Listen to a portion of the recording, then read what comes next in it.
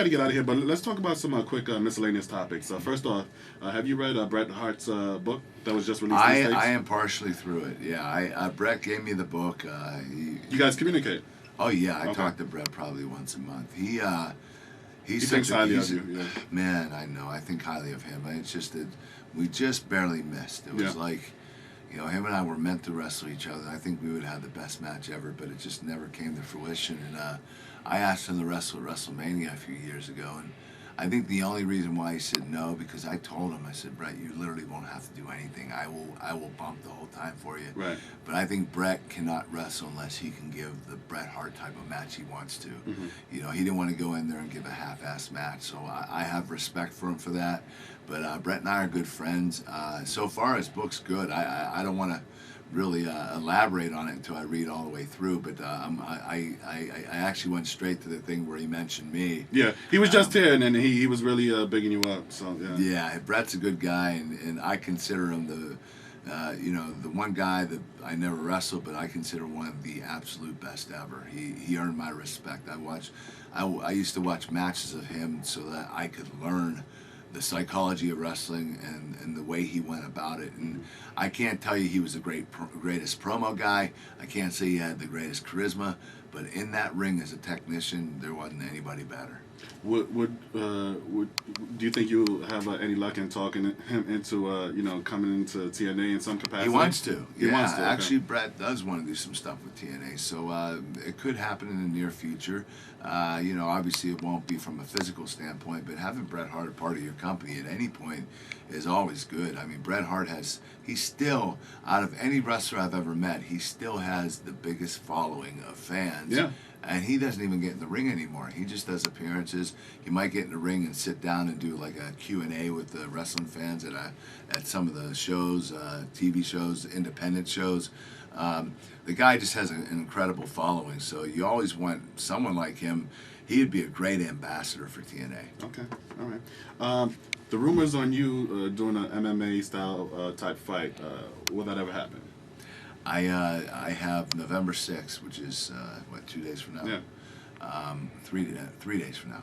I am doing all my testing. I have to have a CAT scan, MRI, X-rays, full body physical, blood work. I have to do obviously a urine test. Right. I'm doing all that to get passed through the Nevada State Commission and also the New Jersey State Commission. So once I do that, we're gonna give a complete full-blown press release, and then I'm already talking to 2 companies. I can't tell you who, but TNA has given me their full blessing. But I have to keep everything in perspective. If I'm going to train for that, obviously I can't be on the road full time with TNA. Right. So, but TNA is my number one priority, and whatever I do as a fighter, MMA, or as a professional wrestling, TNA is my number one priority, and I have to keep it that way. Okay.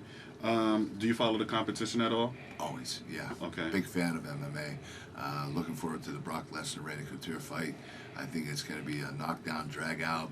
I really believe it will go 5 rounds, and I think Brock will win by decision. What do you think about Kimbo Slice's recent loss?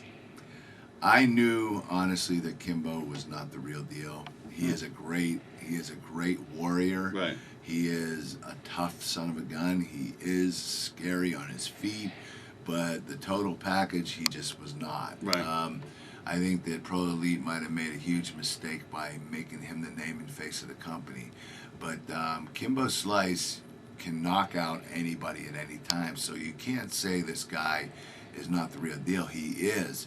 He just does not have that many skills. Right. And when you Maybe put a there's guy too in much the ring, pressure on him. the kid that he fought was scared to death of him. Yeah. The kid gave him a quick right jab, and before I knew it, Kimbo was on his his forearms and knees, and the kid just couldn't believe it either. And he looked down, and oh my God, and hurry up and started hammering on Kimbo. And 14 seconds into the fight, over. I just never thought that would happen, but the kid was scared to death of him.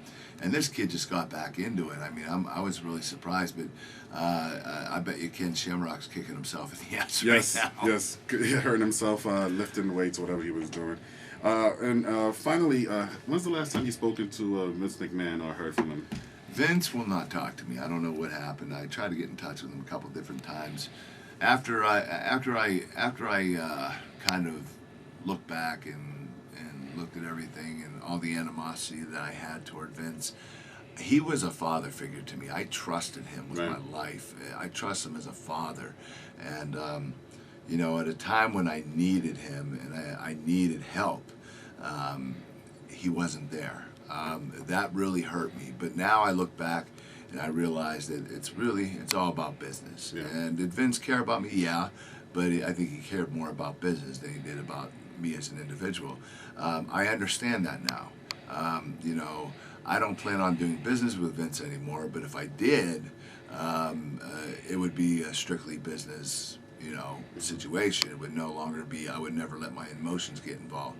In TNA, I am emotionally involved in whether it's positive or negative with Dixie Carter and Jeff Jarrett.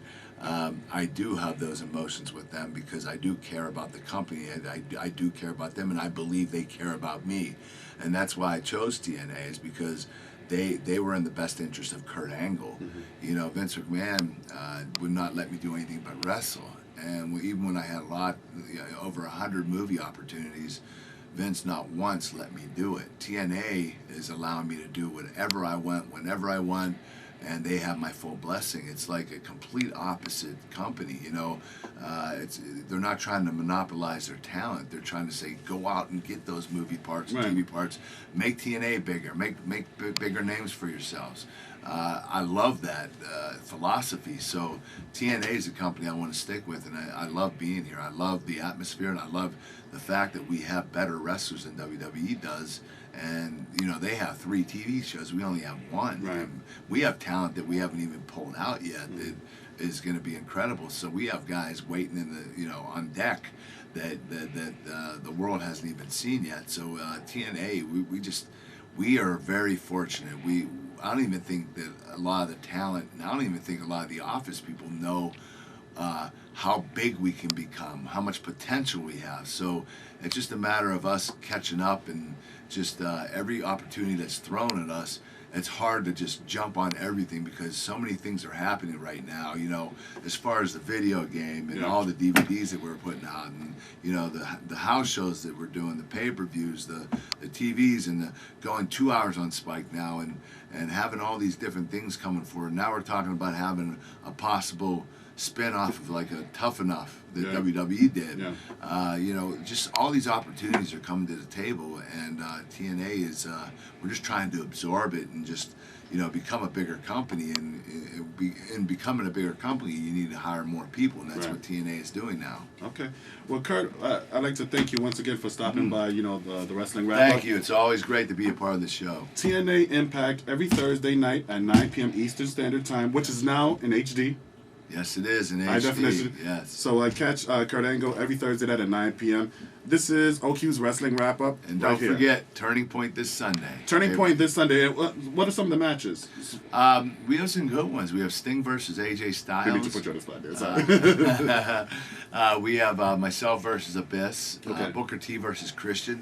You know what? This is one of our best cards. I thought Bound for Glory was, but this one's turning out to be a better card than the Bound for Glory card. So I'm looking forward to see how the pay-per-view buys do. Okay, great. Thanks so much for stopping by. Thank you, bro. All right, man.